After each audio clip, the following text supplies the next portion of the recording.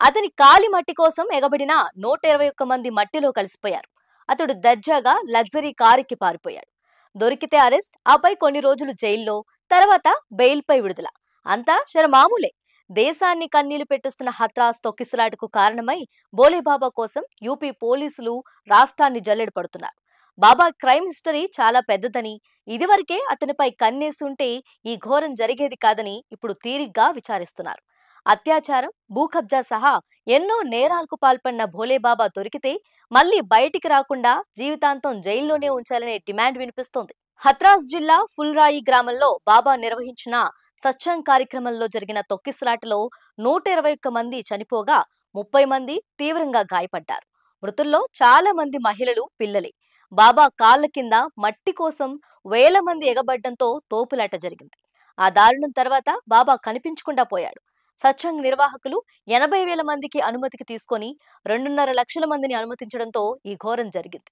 దొంగ బాబాలను నమ్మొద్దని పోలీసులు ఎంత మొత్తుకుంటున్నా జనం మూఢభక్తితో పోటెత్తుతున్నారు.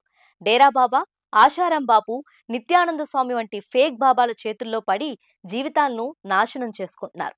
హత్రాస్ లాంటి విషాదాలను కల్లారా చూస్తున్నా మార్పు రావడం లేదు. ప్రజల నమ్మకాలే పెట్టుబడిగా బోలేబాబా కోట్లు గడించాడు. అతని అసలు పేరు సూరజ్ పాల్.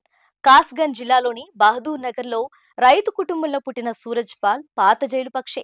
కానిస్టేబుల్ ఉద్యోగంలో చేరిన సూరజ్ తను 17 ఏళ్లు ఇంటెలిజెన్స్ బ్యూరోలో పనిచేస్తానని, 1990లో విఆర్ఎస్ తీసుకున్నానని చెబుతూ ఉంటాడు.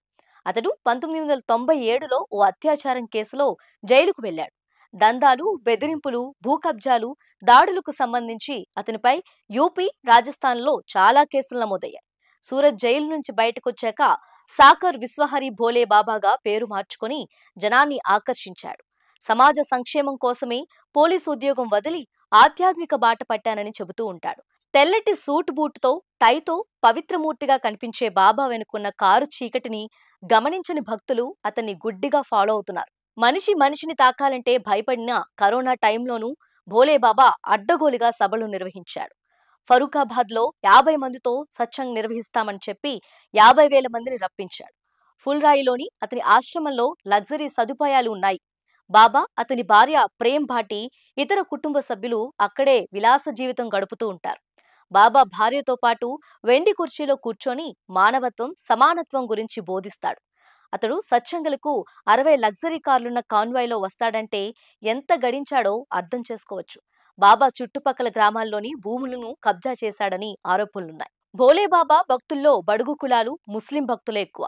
ముఖ్యంగా మహిళలు అతని మాటలకు బోల్తా పడుతున్నారు. బాబా కాలి మట్టికి విపరీతమైన డిమాండ్ ఉంది. ఆ మట్టి కోసం ఎగబడే జనంతో తన ప్రాణాలకు ముప్పుందని బాబా భయపడుతూ ఉంటాడు. జనం అతనిపై పడకుండా నారాయణీ సేన అని మేల్, ఫీమేల్ బాడీగార్డులు అదుపు చేస్తూ ఉంటారు. బోలేబాబా నేర చరిత్ర, అడ్డగోలు సత్సంగుల గురించి తెలిసిన పోలీసులు 20 ఏళ్లుగా చర్యలు తీసుకోలేదు. తాజా తొక్కిసలాట కేసులో సైతం అతని పేరును ఎఫ్ఐఆర్లో రాయకుండా నిర్వాహకులు పేర్లు ఎక్కించారు. ఇంత సీరియస్ కేసులో సైతం యూపీ పోలీసులు నిమ్మకు నీరెత్తినట్లు ఉండటంపై విమర్శలు వెల్లువెత్తుతున్నాయి.